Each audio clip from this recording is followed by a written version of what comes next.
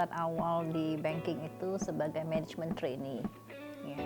Jadi pertama masuk ke bank lokal menjadi management trainee, terus kemudian ya selama 30 tahun ini ya saya di bank terus. Ya. Ada di bank swasta, ada di bank asing, dan baru the last 7 years ini saya ada di Bank Permata. Kalau di banking itu ya karena mulainya dari manajemen trainee, jadi setiap tahap daripada proses pekerjaan di bank itu boleh dikatakan saya lalui lah ya. Mulai dari customer service, kemudian account officer, relationship manager, menjadi branch manager, kemudian menjadi orang produk, menjadi wealth management, menjadi orang sales. Ya akhirnya seperti ini. Jadi melalui banyak tahap sih sebenarnya, dari bawah gitu loh belajarnya sampai sekarang ini.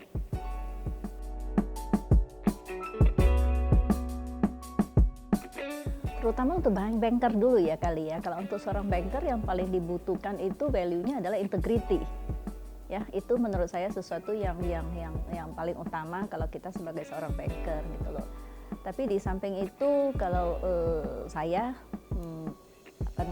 dari sisi profesionalismenya, menurut saya hal yang perlu kita atau value yang perlu kita ada itu masing-masing orang itu pasti beda-beda ya. Dalam hal ini saya selalu ingin untuk supaya kita harus selalu mempunyai high standard ya, sehingga kita bisa delivery the best. Terus di samping itu juga kita harus punya value seperti conscientiousness. Itu artinya apa? Artinya sebagai satu pribadi di dalam kita melakukan profesi kita selalu harus ingat bahwa ada sisi yang harus kita pertanggungjawabkan. Jadi we have to take accountability daripada apa yang kita kerjakan. Ya, dalam hal ini kita ngomongin hati nurani. Jadi boleh kita pengen mempunyai sesuatu yang tinggi, dream yang besar, standar yang tinggi, tetapi jangan lupa bahwa kita tetap harus mencerminkan hati nurani kita. Itu sih yang paling penting.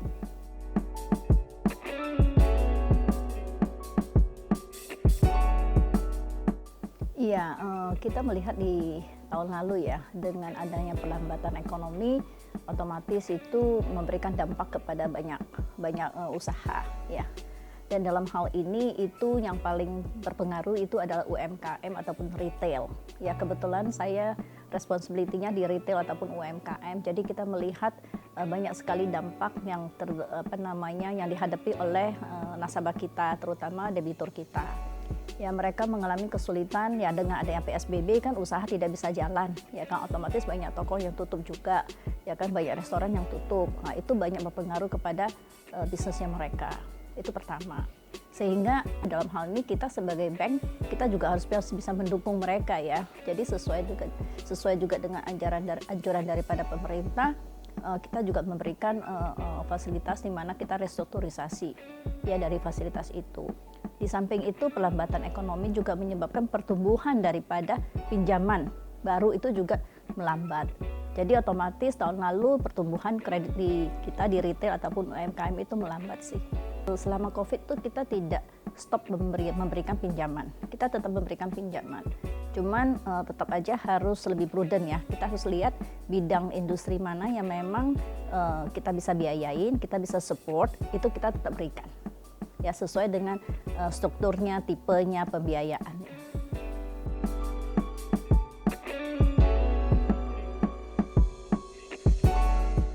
Permatami sebenarnya itu kita soft launch-nya di tahun 2019 ya, 2019 gitu loh.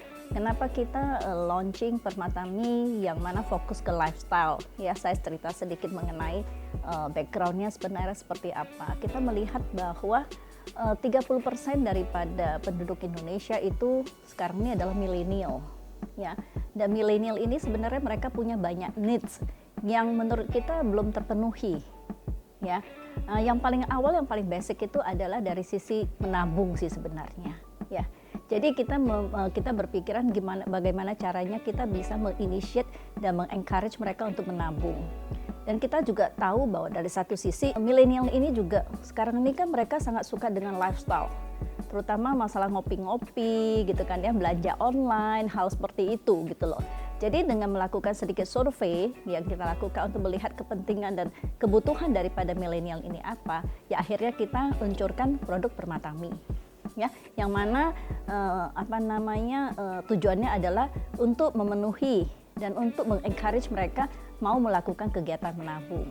Tetapi di samping itu juga kita tahu untuk milenial ini mereka suka hal-hal yang hassle free. Hassle free itu artinya apa? Artinya mereka tidak suka ribet ya datang ke bank.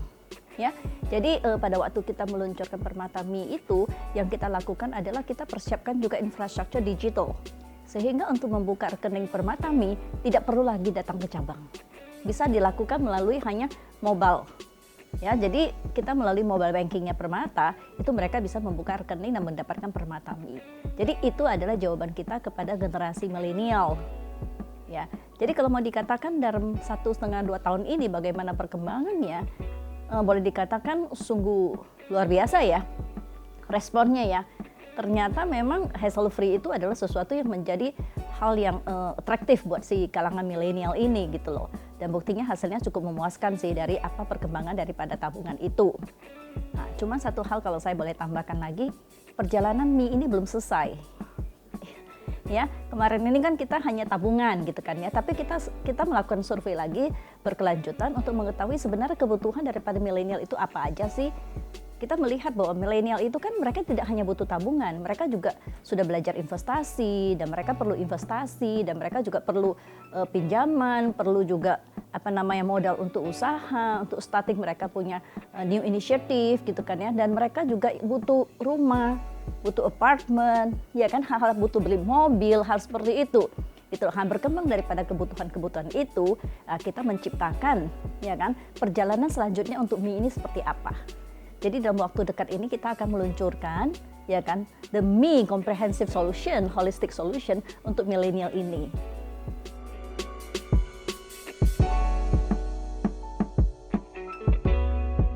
Sejak COVID sama PSBB kan melanda banyak UMKM ya.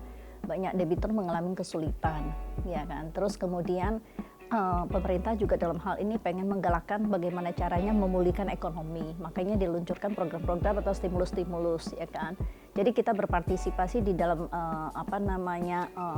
program ini adalah bagaimana caranya juga kita bisa membantu memberikan kontribusi dalam pengertian memulihkan ekonomi. Jadi memberikan pinjaman bekerja sama dengan Jamkrindo sama Askrindo. Therefore kita berpartisipasi dalam program ini. Perkembangan untuk ini sebenarnya belum kelihatan banyak hasil ya, terutama kita dari bank swasta gitu kan ya, karena banyak sekali hal teknikal yang harus kita proses dengan pihak Jamkrindo sama Askrindo sih. Tetapi menurut saya program itu adalah sesuatu yang sangat harusnya bisa mendukung ya pemulihan ekonomi.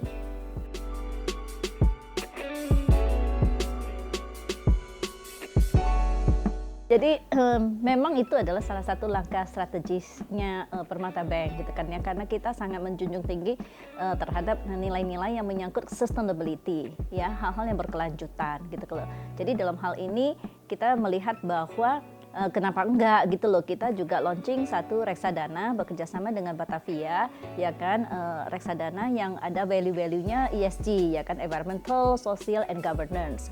Di luar aspek daripada sustainability atau value yang seperti tadi saya katakan, kita juga melihat bahwa perusahaan-perusahaan kalau mereka memang menganut atau mempunyai prinsip ESG itu, dari sisi governance-nya mereka lebih stronger. Ya, kalau mereka punya governance yang stronger itu, mereka akan lebih sustain. Kalau lebih sustain, otomatis performance akan lebih bagus.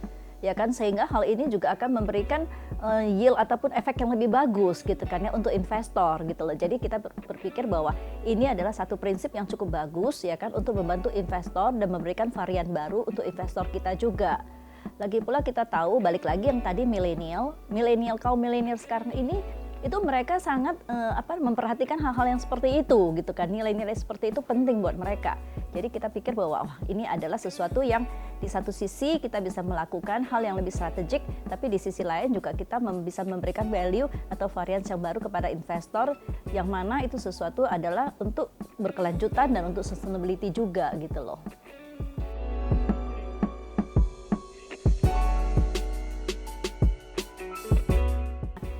Saya berpikiran bahwa wanita ini, ya kita melihat banyak wanita sekarang yang sukses gitu kan ya, dan kita juga melihat banyak wanita yang strong gitu loh ya. Kita lihat apa namanya, wakil presiden sekarang juga di Amerika juga ada wanita gitu kan ya.